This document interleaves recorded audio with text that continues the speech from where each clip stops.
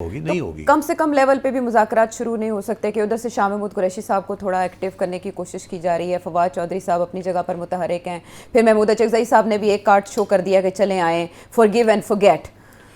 आयशा, ख्वाहिश आपकी अच्छी है और आप बाकी लोगों की भी ख्वाहिश अच्छी है। इस वक्त एस्टैब्लिशमेंट किसी मूड में नहीं है पीटीआई को रिलीफ देने में। तो मियाँ साहब या शहबाज साहब या जरदारी साहब या अचकज़ई साहब, कोई इनका फ़र्क नहीं पड़ता। Establishment is no mood to give any relief to PTI. अच्छा, बस सीधी सी बात है। पिछले दिनों में उज़्मा खान साहिबा की जो मुलाकात हुई या एक बड़े गैप के बाद 28 दिनों के बाद तकरीबन, वो कहा जा रहा है कि कुछ हुकूमती शख्सियात की एफर्ट्स की वजह से हुई थी। अब सुहेल आफरीदी साहब की इतने अरसे से मुलाकात नहीं हो रही और महमूद अचकज़ई साहब ने भी शर्त रख दी है कि मुलाकात करवाई जाएगी तो बातचीत होगी। मुलाकात हो जाएगी, मुलाकात हो जाएगी। और उसके बाद ये जो इन्होंने ऑफर की है वो बरकरार रहेगी या इमरान खान साहब उसके बाद ट्वीट करके इसको भी खत्म कर डजंट देंगे? मैटर, जो भी वो ट्वीट करे या ना करे, ये चीज़ें ऐसे ही चलेंगी। अच्छा। और ख़बरें बनती रहेंगी और आप ये सवाल मुझे पूछते रहेंगे और मैं यही जवाब देता रहूँगा। अच्छा। उसकी वजह ये है ना कि और कोई चारा नहीं है। आपका क्या ख्याल है पीटीआई चुप करके बैठ जाए? वो तो नहीं बैठेगी ना। उन्होंने अपनी जदोजहद चलानी है ना, जी। तो चलाएंगे। अगर चुप करके बैठ जाते हैं तो जो इस वक्त थोड़ी सी अहमियत मिल रही है वो भी नहीं मिलेगी। अभी इंटरनेशनल मीडिया जो है वो आपकी बात सुन रहा है। अच्छा। आप ठीक ठाक बातें कर रहे हैं एंड सो ऑन। तो अब आपका क्या ख्याल है? और बातें वही है ना कि जब आप ये जिस किस्म की बातें इमरान खान कर रहा है, जब यही तो हेडलाइंस दे मेक हेडलाइंस। अपना अचकज़ई साहब की बात डजंट मेक हेडलाइंस। जी। ठीक है ना। अगर नवाज शरीफ साहब आपको कल बयान दे देते हैं अचकज़ई साहब आए हैं और हम मिल के एक रास्ता निकालेंगे इमरान खान के लिए, तो फिर बात तो कुछ और, फिर हेडलाइन होगी ना।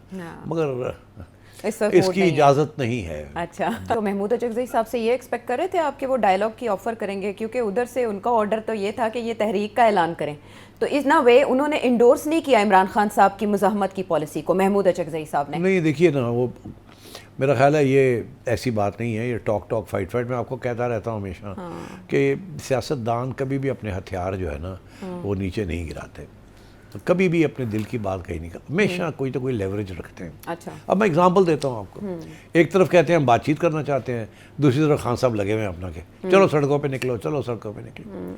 ये साथ साथ चलती हैं चीज़ें। एग्जांपल देता हूँ आपको, पीपल्स पार्टी इस वक्त कोalition, ये जो गवर्नमेंट है उसका हिस्सा, इत्तेहादी हुकूमत, इत्तेहादी है ना, but they are not in the cabinet, but Peoples Party ने इशू ले लिया है 2-3 चीज़ों के ऊपर, पानी के मसले के ऊपर, एनएफसी के ऊपर ले लिया ना।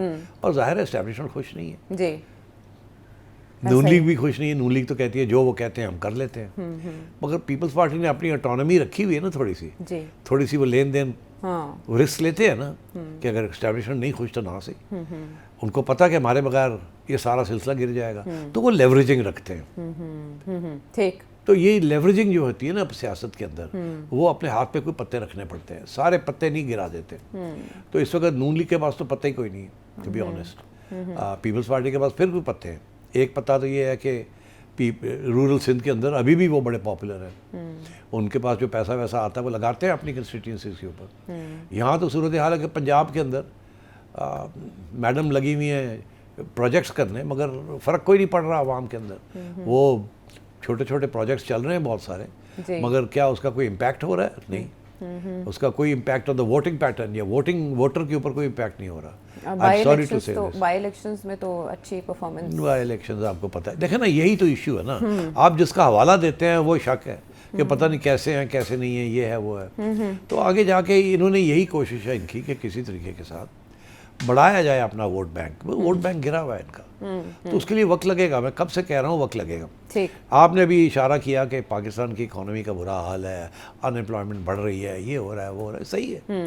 मगर देखें ना, ये IMF प्रोग्राम होता क्या है? IMF प्रोग्राम ये होता है कि शुरू में बड़ी सख्ती होती है और सबसे ज़्यादा सख्ती जो है वो आम लोगों के ऊपर और मिडिल क्लास के ऊपर पड़ती है। उसके बाद आहिस्ता आहिस्ता मईशत पिकअप करती है जी। और जब वो पिकअप करती है तो फिर खुशहाली आनी शुरू होती है।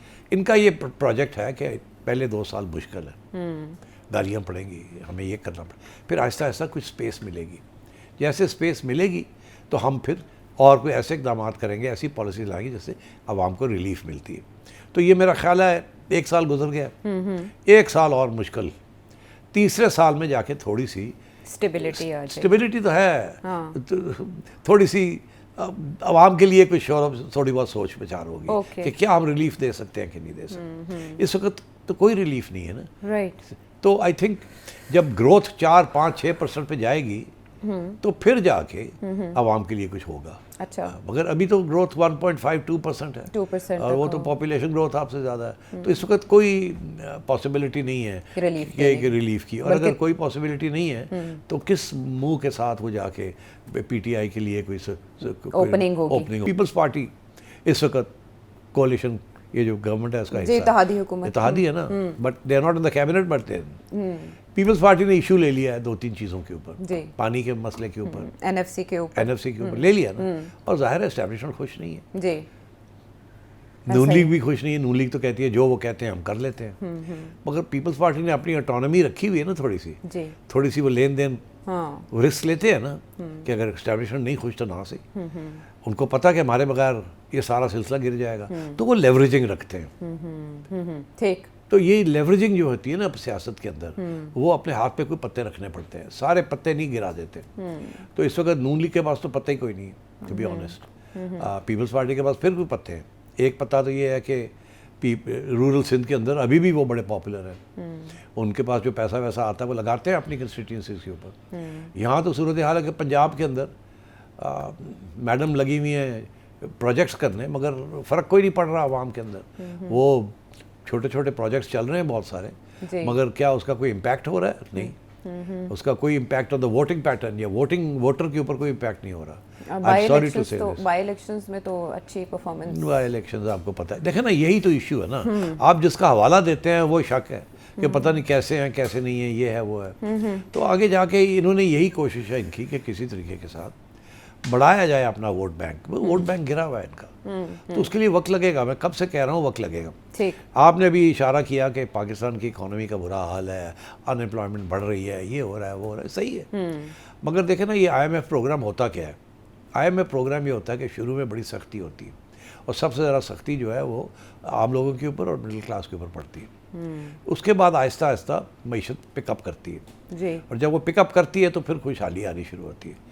इनका ये प्रोजेक्ट है कि पहले 2 साल मुश्किल है, गालियाँ पड़ेंगी, हमें ये करना पड़ेगा, फिर आहिस्ता आहिस्ता कुछ स्पेस मिलेगी।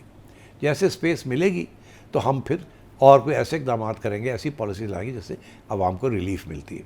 तो ये मेरा ख्याल है 1 साल गुजर गया, 1 साल और मुश्किल, तीसरे साल में जाके थोड़ी सी स्टेबिलिटी आ जाए। स्टेबिलिटी तो है, हाँ, थोड़ी सी आवाम के लिए कुछ थोड़ी बहुत सोच विचार होगी कि क्या हम रिलीफ दे सकते हैं कि नहीं दे सकते। इस वक्त तो कोई रिलीफ नहीं है ना, राइट। तो आई थिंक जब ग्रोथ 4-5-6% पे जाएगी तो फिर जाके आवाम के लिए कुछ होगा। अच्छा, मगर अभी तो ग्रोथ 1.52% है 2% और वो तो पॉपुलेशन ग्रोथ आपसे ज़्यादा है, तो इस वक्त कोई पॉसिबिलिटी नहीं है रिलीफ की। और अगर कोई पॉसिबिलिटी नहीं है तो किस मुंह के साथ वो जाके पीटीआई के लिए कोई ओपनिंग होगी।